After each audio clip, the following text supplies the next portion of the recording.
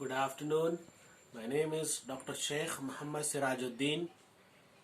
I am a professor, assistant professor of mathematics from Kohinoor College, Arts, Commerce and Science, Qoldabad, District, Aurangabad. Dear students, we are conducting online lectures on BSc second year, third semester mathematical studied specialization in mechanics subject. Today my topic is force acting at a particles. A particle, as you know that, what is a particle? The question arises in our mind, what is a particle? Particle is a body which is identically small in size and shape. When we are doing study in a mechanics, it's a part of the physics. Force acting on a particle, it proportionalizes that the rigid body and the force is know well. So question arises, what is rigid body? So what is rigid body? The rigid body is a system of particle, the distance between which the remaining unchanged. It means that it is a system of a particle, the distance between which remain unchanged. So you know that the particle and the rigid body, it's also the important content regarding with the force. So another question in our mind, what is force?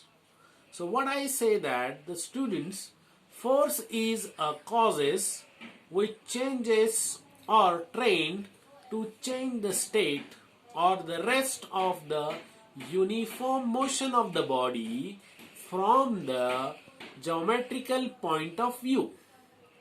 In other meaning, it say that the force can be represented by the directed line segment through the point of application and the line in term of its line of the action.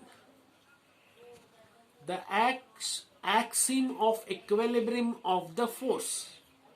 So there is a law of parallelogram of forces. This theorem is identified to generalize the force acting on the particle. So that the theorem is law of parallelogram of the forces.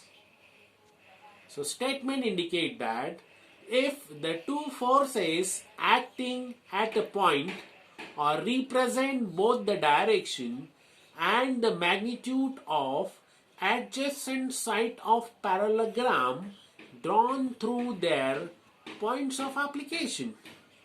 So we prove that the resultant is represented by the diagonal of parallelogram passing through the points. Okay. First of all, see this diagram. This diagram is indicate that this is a parallelogram and middle side this is a diagonals. The angle theta is bisect with the new angle is alpha. So let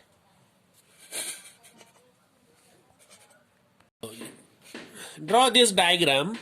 The parallelogram is OACB having the 2 points. Let P, vector P and vector Q be the two force acting at point O as the point of application and represent the magnitudes of the adjacent side OA and OB respectively. Complete the parallelogram is OACB. Agree? Now see this. The resultant of R, vector R, of the force P, vector P, and vector Q are represented the diagonal of the vector OC. Suppose OA is equal to P. We indicate here OA is equal to P and OB is equal to vector Q, and OC is a vector diagonal is R. Then R vector is equal to P vector plus Q vector. Again, then OC bar is equal to OA bar plus OB bar. But OB is equal to OC and OC is equal to OA plus AC bar. So this proves the theorem. Okay. Now, do you have any questions? Then you have any queries, any doubts, then kindly contact with me or message on my email ID. Okay? Okay, take care.